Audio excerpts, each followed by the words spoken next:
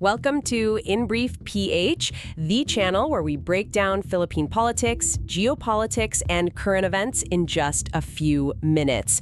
Kung bago ka dito, please subscribe to our channel. And for our returning viewers, thank you for tuning in again. Ngayon, pag-usapan natin yung issue na ramdam nating lahat pero hindi masyadong napapansin ang ginagawang paghanda ng gobyerno. Yung banta sa oil supply natin, di ba? Lalo na sa mga nangyayari ngayon sa Middle East, patuloy na umiinit yung tension sa pagitan ng Iran, the US, and Israel. Exactly. Kasi automatic na iniisip natin na tataas agad ang presyo ng gasolina at diesel dito sa atin kapag may gulo doon. Totoo yan.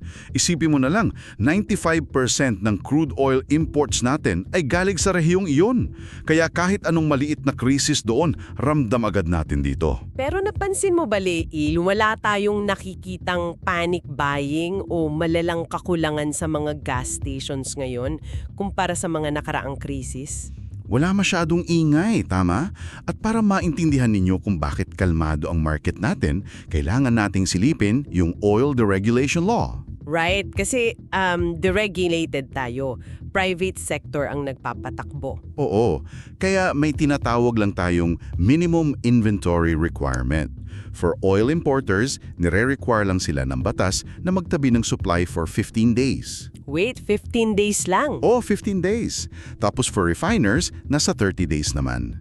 Yun lang talaga yung obligadong reserba natin under the law. Parang ang ikli naman ng 15 to 30 days, lalo na kung sakaling magkaroon ng matagalang giyera.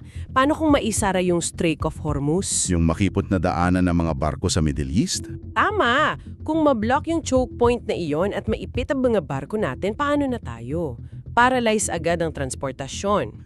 Kaya nga, imbis na maghintay na lang at umasa sa minimum na hinihingi ng batas, may tahimik na hakbang ang Marcos administration at yung economic team nila.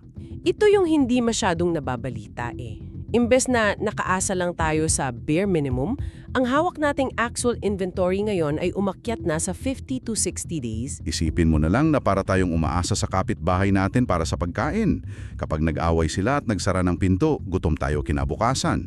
Pero dahil umabot na sa 50 to 60 days ang imbak natin, may sapat tayong buffer. Hindi agad magpapanik ang merkado habang naghahanap tayo ng ibang solusyon.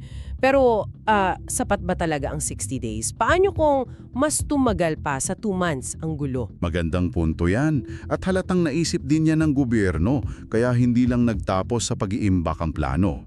Yung Philippine National Oil Company or PNOC, inutusan na silang bumili ng 1 million hanggang 3 million barrels of emergency diesel reserve.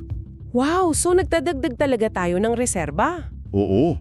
Dagdag pa dyan, aktibo na tayong gumagawa ng supply diversification. Ibig sabihin, hindi na lang tayo sa Middle East or China bumibili. Kumukuha na rin tayo ngayon ng refined fuel mula sa South Korea, Singapore at Japan. Kaya hindi tayo naiipit sa iisang source. Correct. At habang ginagawa nila yan para masiguro ang supply, may immediate safety nets din para sa presyo.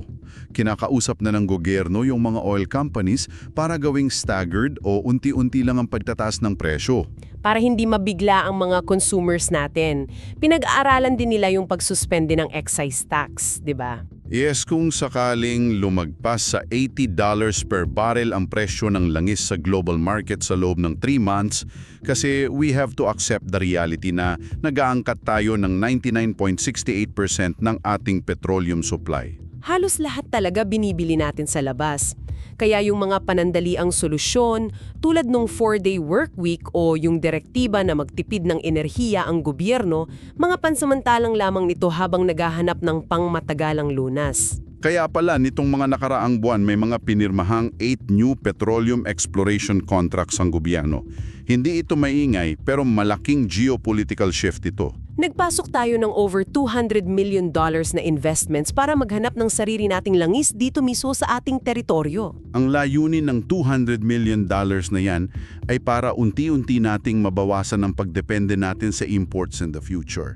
Mahabang proseso ito, pero ito yung klaseng foresight na kailangan natin. Which leaves us with a really interesting question para sa inyo na nakikinig. Paano kaya magbabago ang ekonomiya at geopolitics ng Pilipinas kung maging successful itong mga bagong oil explorations natin? Paano kung dumating ang araw na hindi na natin kailangang kabahan sa tuwing may giyera sa labas ng bansa? Sometimes, the most important things in politics and diplomacy happen quietly behind the scenes.